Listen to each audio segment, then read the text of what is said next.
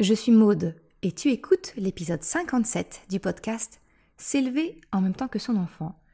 Dans l'épisode d'aujourd'hui, je vais te parler de chronobiologie, comment en fait respecter ton rythme biologique pour te sentir mieux dans tes baskets et donc pouvoir mieux accompagner ton enfant. Salut et bienvenue sur le podcast S'élever en même temps que son enfant. Je suis Maude, coach certifiée chez Mercredi, mais surtout maman de 3 enfants. Sur ce podcast, je t'aide à conjuguer la bienveillance avec la réalité de ton quotidien de maman. Utiliser ton choix d'une parentalité bienveillante comme un accélérateur de ton propre développement personnel. T'aider à changer de regard sur les situations que tu vis avec ton enfant pour t'en servir, pour grandir et apprendre sur toi.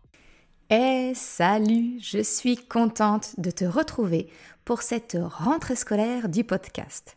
Me voici enfin de retour avec des épisodes exclusifs et une petite nouveauté que je te prépare qui sera disponible à partir de la semaine prochaine, mais je ne vais pas te spoiler aujourd'hui et au contraire te donner rendez-vous samedi prochain pour cette nouveauté sur le podcast. Revenons-en au sujet du jour. Aujourd'hui, tu es probablement en pleine rentrée. Au moment de la sortie du podcast, nous sommes le 3 septembre et c'est généralement synonyme de rentrée. Alors qu'elle soit scolaire, si ton enfant est scolarisé, ou simplement si toi, tu reprends le chemin du travail, ou qu'importe, en fait, c'est juste reprendre la routine habituelle. Aujourd'hui, j'aimerais te proposer de découvrir quel est ton chronotype afin que cette nouvelle connaissance de toi-même puisse t'aider dans ton quotidien de parent. En fait, c'est mieux te respecter, donc subir un peu moins de stress, moins de tension au quotidien pour finalement être mieux armé, je dirais, pour ta journée de parent et accompagner ton enfant. Finalement, c'est te permettre de conjuguer ton souhait d'une parentalité bienveillante avec la réalité de ton quotidien de parent, justement. Et tu sais que c'est exactement ce que j'essaye et ce que je souhaite en tout cas te proposer avec le site mercredi.com et le podcast. Dans l'épisode d'aujourd'hui, je vais donc te parler de chronobiologie, de rythme circadien, de biorhythme, etc. Alors, ne t'inquiète pas, si ça te semble tout à fait obscur, pas de problème parce qu'on va débuter avec une rapide explication de ce que reflètent ces termes, quels sont les différents chronotypes possibles et en quoi connaître cette information sur toi-même peut t'aider dans ton quotidien de parent en te partageant quelques astuces en fonction de ton type. Mais je t'expliquerai également, surtout comment découvrir quel chronotype tu es. Tu es partant ? Ok, alors commençons l'épisode du jour. Entrons dans le vif du sujet. Tout d'abord, un chronotype, c'est quoi ? Un chronotype, c'est lié à ton rythme biologique naturel. C'est ce qu'on appelle la chronobiologie. Le mot t'est peut-être inconnu, mais en fait, tu le connais déjà dans les grandes lignes. C'est exactement ce dont on parle lorsque l'on dit de quelqu'un qu'il est plutôt du soir ou plutôt du matin. En fait, c'est de savoir quel est ton rythme naturel, celui qui t'est propre, individuel, personnel, lorsque tu n'as pas besoin de prendre en compte toutes les obligations d'adultes ou de parents. C'est connaître ton rythme de vie lorsque tu n'es plus soumis au stress de l'horloge. Tu sais, je dois être à l'heure au travail, être à l'heure à un rendez-vous, être à l'heure à l'école, etc. C'est ne plus être soumis à ce stress de la montre en permanence et puis tout ce qui est lié à la société, l'école, le travail, les heures juste des repas, des levers, des couchers qui sont, on va dire, socialement imposées comme des normes standards. On se dit, non, on mange 3 à 4 fois par jour, on mange le midi à midi, on mange pas à 15 heures, non, c'est normalisé dans la tête de tout le monde. L'heure du déjeuner, c'est considéré normal entre midi et 14 heures. Si on mange plus tôt, non, tu manges plutôt que la norme, tu vois. Il faut vraiment prendre conscience qu'on est finalement soumis à des normes sociales. Ton rythme biologique, c'est quand tu fais abstraction de tout cela. Parce que le fait qu'à un moment donné, tu te contraignes à t'adapter à toutes ces obligations, ça peut venir potentiellement en contradiction avec ton rythme biologique. Et cela, ça va induire dans ton corps un stress physique, mais également un stress mental. Ça va venir jouer sur ton bien-être, ta santé mentale. Cela va jouer donc, comme je disais, sur ton bien-être, sur ta fatigue, ton humeur. Et donc, je pense que tu saisis alors toute l'importance que le fait de connaître ton chronotype et d'essayer finalement de faire le mieux possible coïncider ton rythme naturel avec tes obligations, je pense que tu comprends en quoi cela peut être bénéfique pour la relation avec ton enfant. Parce que tu vas être un peu plus apaisé si tu arrives un petit peu à lisser et à trouver, comme d'habitude, le fameux compromis, le compromis entre les obligations et ton rythme biologique. Connaître ton chronotype, c'est donc te permettre de te reconnecter à toi-même, de respecter ta nature profonde, ton mode de fonctionnement. Cela te permettra, peut-être, de revoir ton emploi du temps, ton organisation, parce que tu vas pouvoir identifier à quel moment sont tes pics d'énergie et les mettre à profit. Ça peut également te permettre de définir quel est le moment idéal de la journée pour te concentrer, pour faire une activité physique, peut-être aussi pour interagir avec les autres et autres activités sociales. Là, si ça ne te parle pas, je vais te prendre un exemple qui, je pense, va te permettre de mieux comprendre. Certaines personnes ont vraiment beaucoup de mal à parler, avoir une interaction sociale avant de prendre leur café le matin.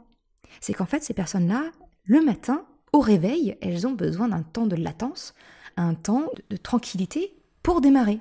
Si on met du social dès le matin au réveil, alors que tu as à peine posé le pied, pour certaines personnes, c'est un peu difficile, tu vois. C'est donc ça, de définir le moment idéal de la journée pour les différentes activités.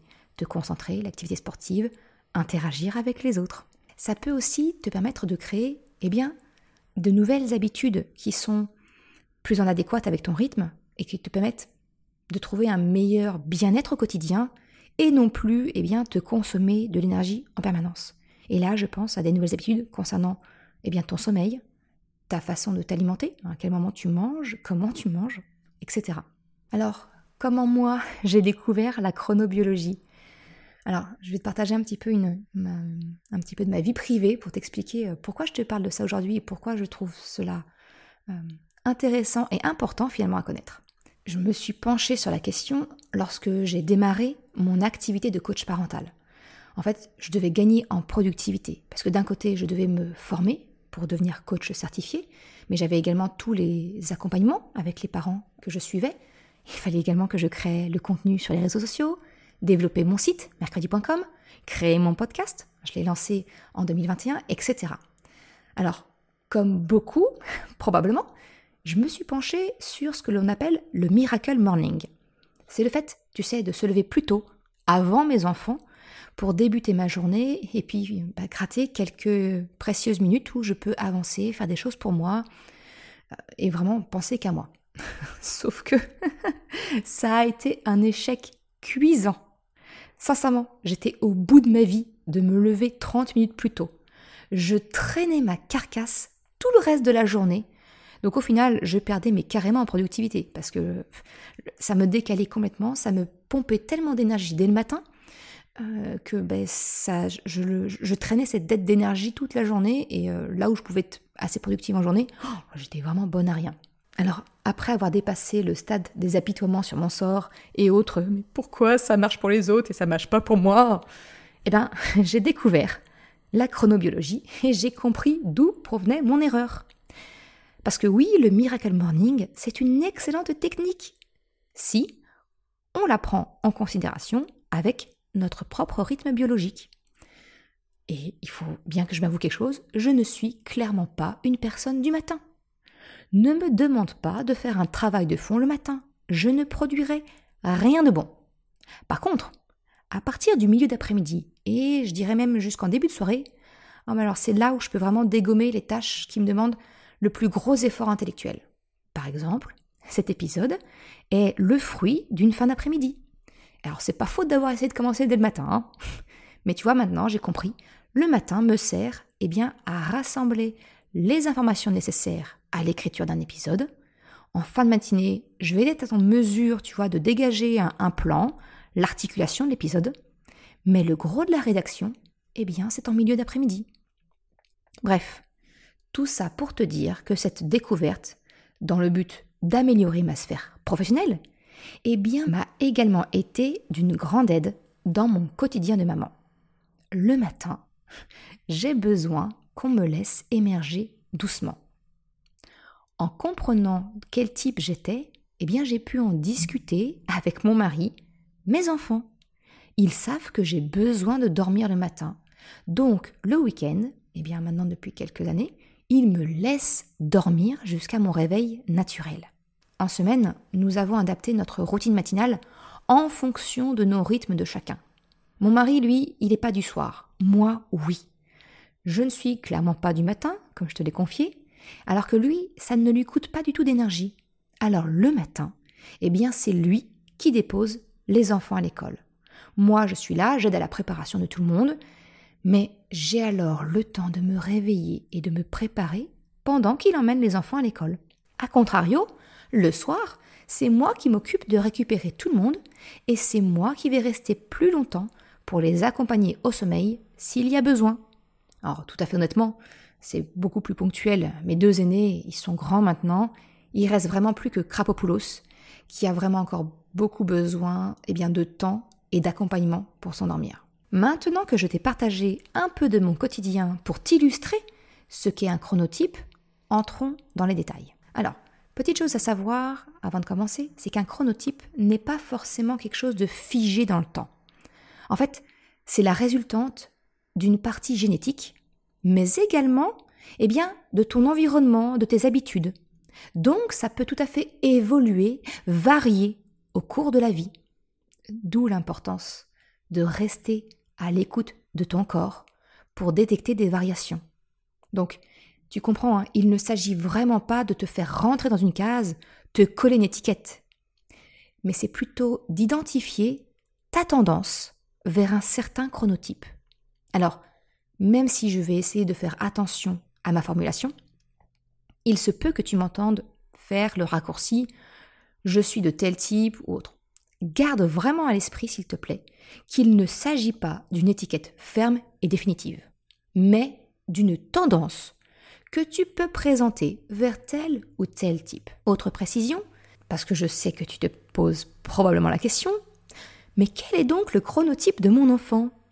Alors, sache que si effectivement ton enfant peut sembler d'un certain type, eh bien comme je viens de te le dire, il peut évoluer avec le temps et son âge. Un très jeune enfant peut par exemple avoir encore un rythme circadien fluctuant, donc sa tendance vers un certain chronotype pourra difficilement être déterminée. Par exemple, les tout petits, quand ils n'ont pas encore le rythme, tu sais, de la jour-nuit, ce que l'on appelle le rythme circadien, eh bien naturellement, ça ne va pas du tout être un chronotype, un lève-tôt, ou un couche-tard, ou un petit dormeur. Non, c'est pas encore marqué. De la même façon, à l'adolescence, il y a un gros changement. Les enfants, potentiellement, vers l'adolescence, vont avoir tendance à changer légèrement de chronotype pour aller vers quelque chose qui se rapproche plus du lève-tard. Ça peut être sa tendance majoritaire, je dirais, une fois adulte. Ça ne peut être aussi que transitoire. Voilà, donc j'ai envie de te dire, ne focalise pas sur quel est le chronotype de mon enfant, parce que, comme je te l'explique très souvent, la seule personne sur qui tu peux vraiment influer, eh bien c'est toi-même. C'est pour cela que je t'encourage vraiment à t'intéresser au chronotype pour toi, te concernant toi. D'accord ? C'est là que tu pourras en tirer le plus grand bénéfice. Maintenant que cette petite précision est faite, eh bien, parlons des 4 chronotypes qui ont été décrits. Alors, les chronotypes sont représentés généralement par des animaux qui décrivent le mieux, en fait, le comportement associé. Il y a tout d'abord l'ours, qui est actif en journée et qui dort la nuit. Le deuxième chronotype, c'est le lion. Il se lève plutôt aux aurores, mais lui, il ne fait pas vraiment de vieux os en fin de journée. Le troisième, c'est le loup. Lui, il est très actif en fin de journée et en début de nuit. Mais du coup, sa journée est un peu décalée, parce que il est plutôt sur un lever tardif. Et le quatrième chronotype, c'est le dauphin. C'est une espèce qui a des besoins de sommeil très limités, des petits dormeurs en fait, au sommeil hyper léger. Alors rentrons un peu plus en détail dans chacun des types. Tout d'abord, l'ours. Eh bien, le chronotype de l'ours, ça correspond à environ 50-55% de la population. C'est le rythme biologique qui matche le mieux avec les codes et les normes de la société actuelle. Parce que, pour l'ours, son pic de productivité se situe en fin de matinée jusqu'en début d'après-midi. Ce qui, tu le comprendras, correspond assez bien à un rythme scolaire ou de travail d'une manière générale. Le chronotype du lion, lui, ça représente environ 20% de la population. Il s'agit de personnes qui n'ont pas nécessairement besoin d'un réveil le matin, parce qu'ils ont tendance à se réveiller assez naturellement et tôt le matin. Leur pic de productivité est justement au cours de la matinée. A contrario, les types lions, eux, vont clairement commencer à manquer d'énergie en début d'après-midi. Et alors le soir, clairement, ils font pas de vieux os, comme je te le disais. On peut les caractériser par ce qu'on appelle les lève-tôt, couche-tôt. Le troisième type, le chronotype loup, lui, il représente entre 15 et 20% de la population. En fait, j'ai envie de te dire, c'est un peu l'opposé du lion, clairement. On peut le caricaturer par un couche-tard, lève-tard. Le loup a clairement du mal à se lever le matin ou à se concentrer le matin. Parce que son pic d'énergie et de productivité, il va plutôt se situer dans l'après-midi, fin de journée, voire un début de soirée. Alors tu l'auras compris, en faisant le rapprochement de ce que je t'ai partagé me concernant, je suis clairement une tendance loup. Et le dernier chronotype, le dauphin. Alors lui, il est un peu à part. Il va représenter environ 10% de la population. Ce sont des personnes que l'on qualifie souvent de petits dormeurs. En fait, leur sommeil reste hyper léger. Ils peuvent se réveiller très facilement, au moindre bruit. Parce que, tout comme le dauphin, leur cerveau reste en quelque sorte en veille, attentif à l'environnement. C'est vraiment ce qu'on dit dormir d'une demi-oreille, tu vois. Résultat, ce sont des personnes qui dorment peu et souvent pas très bien. De par leur sensibilité justement à l'environnement et aux différents stimuli, l'enfer du type dauphin, c'est clairement de travailler en open space ou dans un endroit bruyant. Le pic d'activité et de concentration du chronotype dauphin, il n'est pas sur une période précise comme pour les autres chronotypes. Non, c'est plutôt des spots qui sont vraiment disséminés sur les 24 heures. Ce sont donc des petits moments, tantôt le matin, tantôt la journée, et parfois même la nuit. J'aurais même tendance à dire souvent la nuit. Parce que justement, la nuit est propice au silence et au calme dont a besoin le chronotype dauphin pour se concentrer. Alors, pourquoi connaître ton chronotype peut t'aider dans ton quotidien de parent ?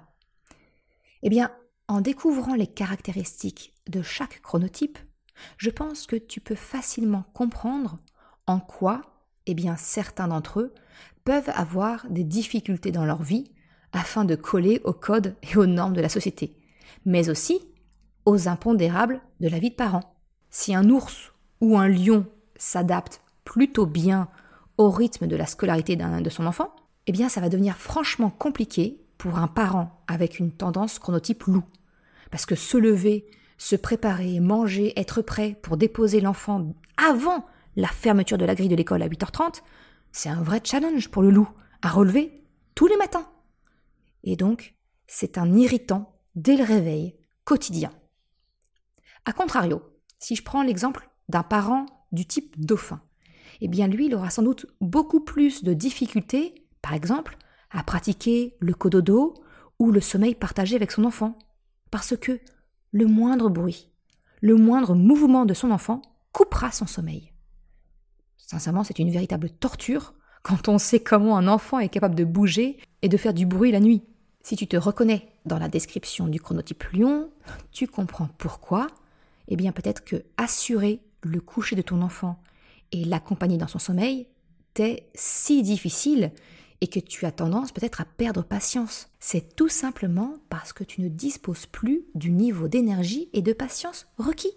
Une personne de type ours aura donc, a priori, plus de facilité pour s'adapter aux standards de la société. Mais pour un ours, les réveils nocturnes, les soirées Netflix un peu trop longues, eh bien ça pourra tout aussi avoir un impact direct sur l'humeur d'un parent avec une tendance ours. Tu comprends ? Alors je n'ai pas franchement la recette idéale à te proposer, j'en suis désolée. Mais je suis intimement convaincue que de te partager ces informations, t'aider à prendre conscience de ta nature, de ton rythme biologique, eh bien te permettra des prises de conscience, de communiquer aux autres ton mode de fonctionnement et peut-être ainsi de pouvoir ajuster certains points de ton organisation familiale. Parce que oui, l'école débutera toujours à 8h30. Ça, on n'y peut rien. Mais dans mon cas, prendre conscience de ma tendance loup m'a permis de choisir que le Miracle Morning, dans sa forme initiale, n'était pas pour moi. Que de prévoir des choses à faire le matin, comme choisir les vêtements des enfants, ou même entre deux, pendant qu'ils sont en train de se préparer, eh bien moi, avancer, plier le linge, etc., c'était contre-productif et qu'il était préférable que je privilégie mon sommeil en dormant le plus tard possible. Et ça s'est traduit, par exemple, quand j'étais encore salariée, j'avais décidé de troquer ma douche matinale par une douche plutôt le soir. Et ainsi, eh bien, je grappillais quelques minutes de sommeil en plus le matin pour se rapprocher un peu plus de mon rythme biologique naturel. En fait, je vois vraiment cet épisode de podcast comme un début de réflexion pour toi. Voir comment tu peux adapter ton quotidien pour répondre mieux, finalement, à tes besoins profonds, ceux qui correspondent à ta tendance vers un chronotype spécifique.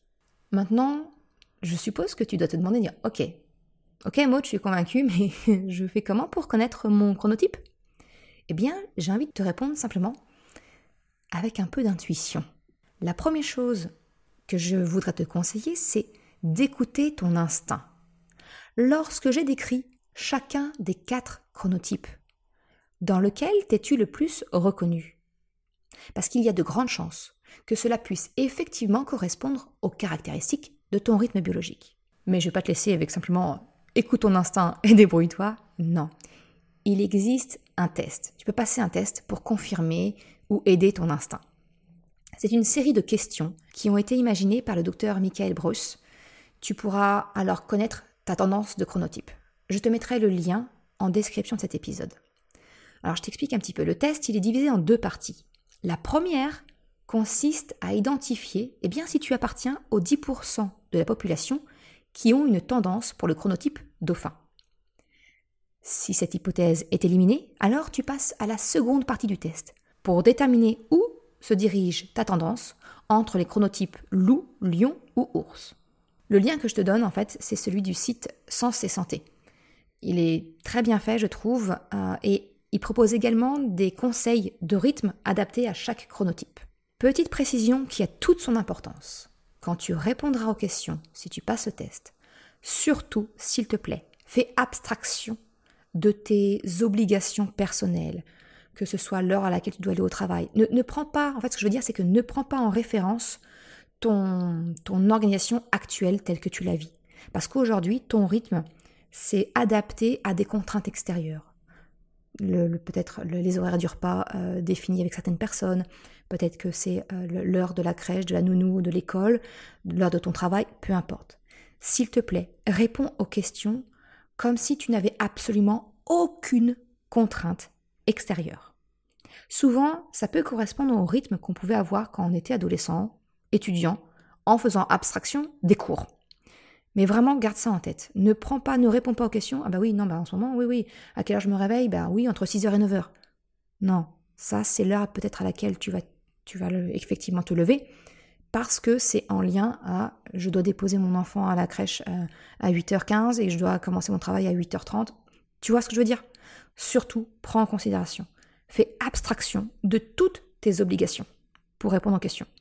Et si je te dis ça, c'est que la première fois, j'ai fait le test en oubliant cette partie-là, et j'étais déclarée comme étant un ours. C'est quand même bizarre, je me reconnais pas vraiment dedans. Bah oui, forcément. Donc ne fais pas la même erreur que moi. Je ferme la parenthèse. En fait, ce que je voulais te dire en te parlant dans cet épisode, c'est que je t'invite vraiment à connaître ton chronotype pour que tu puisses ensuite adapter ton organisation actuelle afin de répondre le mieux possible aux besoins de ton rythme biologique. Il est utopique, à mon sens, en vivant en couple, en ayant des enfants, en travaillant, peu importe. Il est utopique pour moi d'espérer de vivre complètement en phase avec son rythme biologique. Parce que cela signifierait alors d'avoir la chance de vivre et de côtoyer des personnes dont leur propre chronotype s'adapte parfaitement au nôtre. Alors si ça, c'est déjà difficile quand on vit seul, pour s'adapter déjà aux codes et aux normes de la société, je te laisse imaginer la complexité de l'équation si tu rajoutes un conjoint ou une conjointe, et ensuite un ou plusieurs enfants. J'aurais tendance à dire que la probabilité devient inversement proportionnelle au nombre de personnes qui composent ta famille. Mais pour autant, je suis intimement convaincue que la connaissance de soi, la communication de ses besoins, de ses valeurs, sont au cœur d'une relation épanouie. Que cette relation soit vis-à-vis de toi-même, dans ton couple ou avec ton enfant, c'est ça la clé.